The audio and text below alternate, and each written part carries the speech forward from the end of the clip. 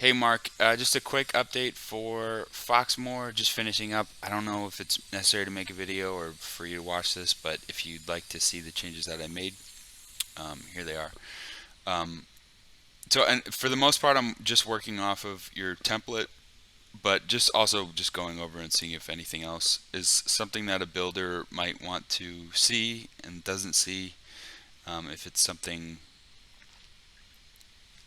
on there, I just made a little note of it. So one thing that I saw that I don't know if you normally do this is it looks like, and it's not indicated on the engineer's notes either, but the height of this stem wall for the short foundation is not indicated. So I just put a little note here, measuring from the same location as this basement foundation wall is. So I just put that there.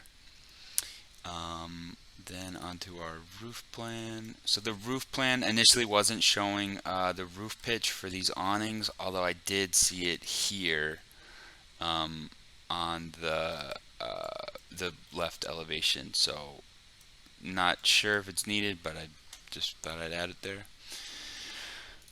Um, okay, and I made a note of this, or I sent you this in the voice memo. The basement slabs. This is the full note here, and I didn't see a note for, and maybe I'm missing it, but I didn't see a note for what the assembly is for the slab. So whether that's saying, 4-inch slab, 4,000 psi with number 4 rebar or wire mesh or fiber admix, whatever it is. I don't see a note for it or what the substrate is um, for the slab, so I just thought I'd just bring it to your attention. Um, I'm sure the onus for that again is on the engineer, but it's something I just saw in the plans. Um, okay, so for the first floor, oops, there was no call. So I guess these are certainly they're load bearing, and although it looks like the load is taken up at these jacks.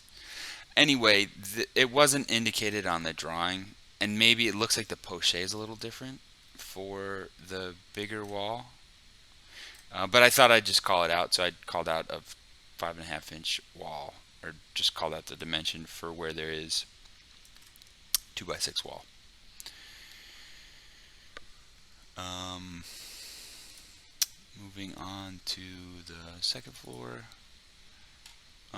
Something that I just noticed here was that there is this optional tray ceiling note, but it doesn't indicate a height or any kind of detail for it.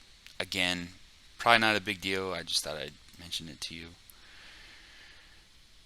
Uh, there was no indication of where this roof line below is, and I don't know if you typically have a different indication for what is above and below as far as roof lines go. And if you even would want this called out, this is for that shed roof that's over where the fireplace is. But I just thought I'd call it out here, just like that. Again, probably not super needed, but it's there. And then I also noted that just in case there is any kind of confusion on a job site mentioning that this is a chase, I'm sure, this is where you're going to have a duct in here and probably wherever the dryers are venting out to is going to go through here. So I'm sure it's known. So I just added that kind of extra note there. Um, and that I think is actually everything. Again, I think it was I went through the schedules. Schedules look really clear, um, or really thorough. There's the electrical plan in here that has all of our carbon monoxide and smoke detectors listed accurately. So I think whoever did this did a really good job. It's really thorough. Oh, actually, one thing I picked up on was that in the initial set, these roof heights are different for some reason, and they're measured different. Just going on the roof plan and measuring them, they were about a foot off, so I wasn't really sure where that was coming from. Anyway, I just recreated the roofs and they are in line now. So that's everything. Thanks, Mark.